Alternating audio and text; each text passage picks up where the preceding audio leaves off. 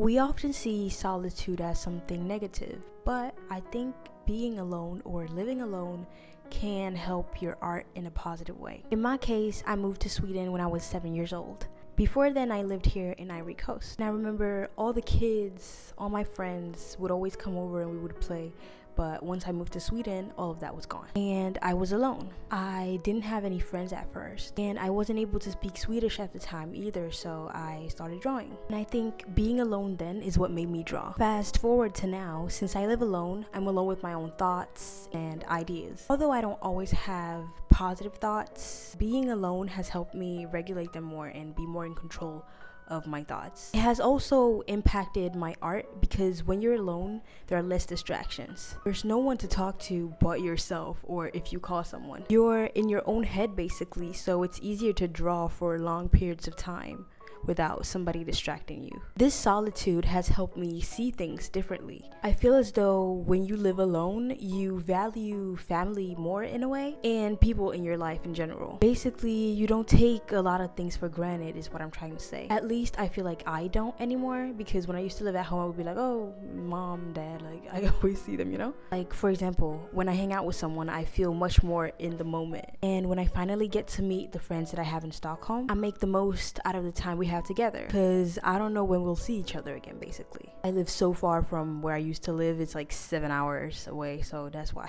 When you're alone, it's easier to focus on the task that you're doing at the moment. You're more likely to constantly have it in mind. Let's say you're at home, right, and everybody's gonna watch a movie, so you can choose whether you can watch the movie or draw. When I'm with my family, I'd rather watch the movie, of course, so that we can spend quality time together. But if I'm by myself, it's way easier to make a decision that will improve my art. Being alone or living alone can be a very scary thing, I'm not gonna lie. When I first moved out, I was 19. It was to go to art school, and that felt really scary. I low-key just packed my bags and left, and I was like, okay, I'm gonna do it.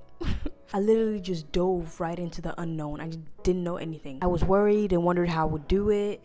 You know, just doubting it all. I moved 4 times in total in the city I'm in Sweden right now. And since my parents live 7 hours away, they couldn't really come just like on a short notice, you know? Sometimes I really can't comprehend it that I moved 4 times, but yeah. Simply because I really wasn't satisfied with those first 3 apartments that I had. And I'm one of those people that, like, if I'm not satisfied with something, I'll try my best to get out of that unsatisfying situation or just make it better. And right now, I absolutely love my apartment there where I live, so I'm really happy. In the end, I adjusted to being alone and living alone. Now I'm used to it, and I'm used to myself basically, because sometimes we're not used to our own thoughts. If you're in like deep thought and someone comes up and talks to you, like a family member, a roommate, or a friend, you automatically shift your focus from whatever you were thinking about to whatever they're gonna tell you, and that's pretty distracting. There's a difference, however, in being alone and feeling lonely. The chances of you feeling lonely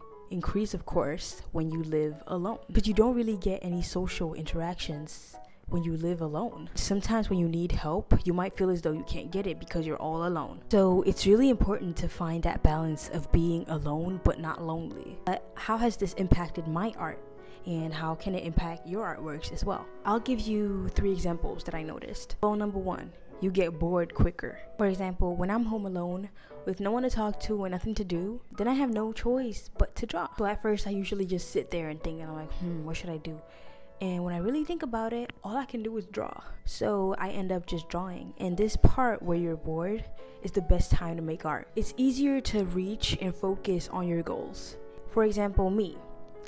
I'm very focused on posting on YouTube and making YouTube videos right now. And since I'm on vacation right now, I'm not in Sweden, I've been slacking like crazy. And it's because of the distractions. Like, as you just noticed, I was recording and then somebody walked in. I haven't drawn as much as I would have wanted to either. And writing the scripts for my videos has been really hard since I constantly have something new to do. It ends up affecting my videos because I'm not as efficient as I would have been if I was at home alone, you know? In Sweden, I have a bunch of notes around my apartment to keep me focused, and that just remind me of my goal, basically. So the things that I want to achieve are constantly on my mind, and I always act upon my to-do lists. Number 3, self-discovery happens. Being alone gives you the chance to properly get to know yourself. You get to know yourself because there are random obstacles in life that just happen, and you also learn how to cope with them. While you learn how to cope with them, you always notice your instant reaction, like the first reaction you have.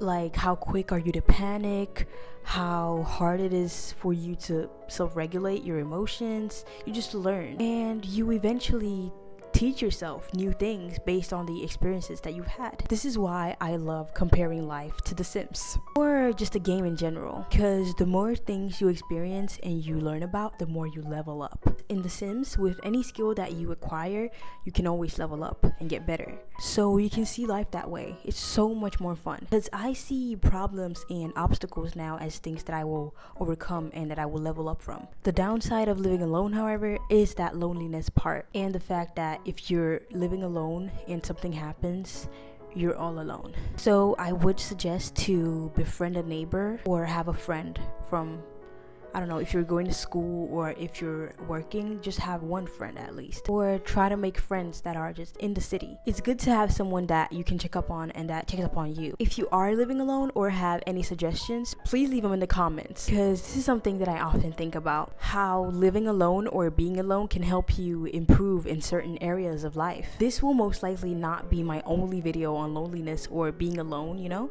So yeah, thank you guys so much for watching and for all the love that I get. Like it's crazy to me always. Like I can't believe it, but I want to say thank you, and I appreciate you. The comments that I get always make my days, so I want to thank you for that. Thank you so much for watching, and I'll see you in the next one. Mwah.